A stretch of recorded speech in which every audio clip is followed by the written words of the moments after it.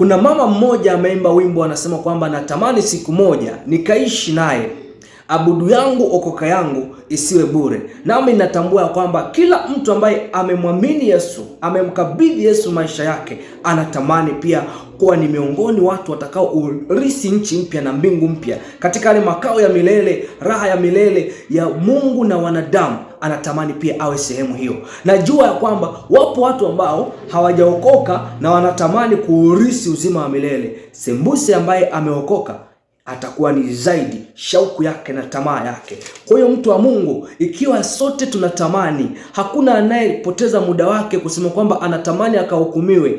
Kila mmoja anatamani kuurithi uzima wa milele. Basi imetupasa tuache kutumikia mifano na vivuli, vitu ambavyo haviwezi kutupatia uzima wa milele.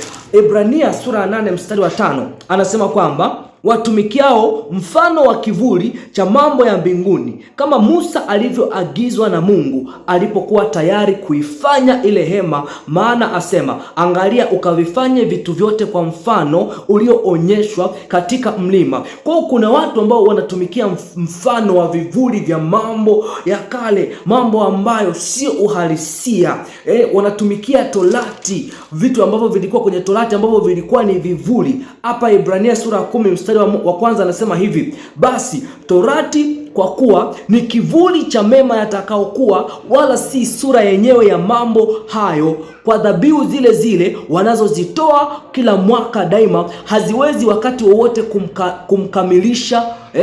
kuwakamilisha wakaribiao. Maana yake ni kwamba ukiwa ni mtu ambaye unatumikia mifano hii, unatumikia vivuli, hivyo vitu haviwezi kukukamilisha wewe kama muamini, viweze kukupa wokovu. Unakuta kwa mfano wa ubatizo, mtu wanashindana, wanasema ubatizo wa maji mengi ndio sahihi, mwingine anasema ubatizo wa maji machache ndio sahihi, lakini kumbe utambui ubatizo wa kweli ni upi. Unakuta mwingine wanashindana, meza ya Bwana ni ipi, pasipo kutambua kwamba meza ya Bwana ni nini kiroho. Utajikuta kwamba unatumikia mifano. Tutajikuta kwamba tunatumikia mifano badala ya kutumikia uhalisia. Tunatumikia mifano ambayo haiwezi kutupatia uzima wa milele. Mfano katika ambao umezungumziwa hapa katika kitabu cha Waebrania sura ya 8 huo mstari wa 5. Anasema hapa kwa habari ya hema ya Musa, ulikuwa ni mfano. Ndani ya hema ya Musa kulikuwa na chumba cha ndani na chumba cha nje. Kulikuwa na chumba cha kwanza na chumba cha pili, lakini kulikuwa na sehemu ya nje. Hiyo sehemu ya nje unatakiwa ufahamu maana yake ni nini kiroho. Hiyo chumba cha kwanza unatakiwa ufahamu maana yake ni nini kiroho, na chumba pia cha ndani unatakiwa ufahamu nini kiroho. Maana kwenye sehemu ya nje kulikuwa ni sehemu ambayo ina maji ya kunawa, ina madhabahu ya kutolea sadaka.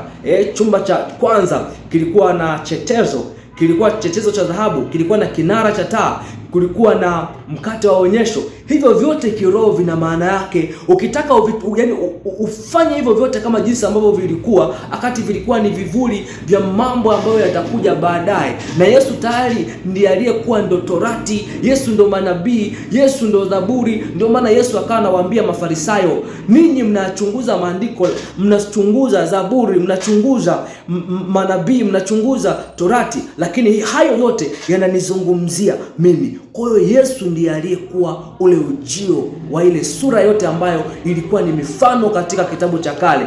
Kwa hiyo imetupasa tutambue, linapozungumzia chumba cha ndani ambacho ni patakatifu, inamaanisha nini? Kwa nini kuna sanduku mle la agano ambalo lina makerubi, lina kiti cha rehema, lina mkate, lina bakuli yenye mana, lina bakuli la dhahabu yenye mana, lina fimbo iliyochipuka, lina vibao vya agano. Hivyo vyote maana yake ni nini kiroho? Kwa sababu ukivichukulia kimwili, maana yake utajikuta sasa unatumikia mifano. Unatumikia mifano kama jinsi ambavyo tunaambiwa hapa katika hii Ebrania 8:5 anasema, watumikiao mifano na kivuli cha mambo ya mbinguni, kama Musa alivyoagizwa na Mungu alipokuwa tayari kuifanya ile hema. Maana asema, angalia ukavifanye vitu vyote kwa mfano ule ulioonyeshwa katika mlima.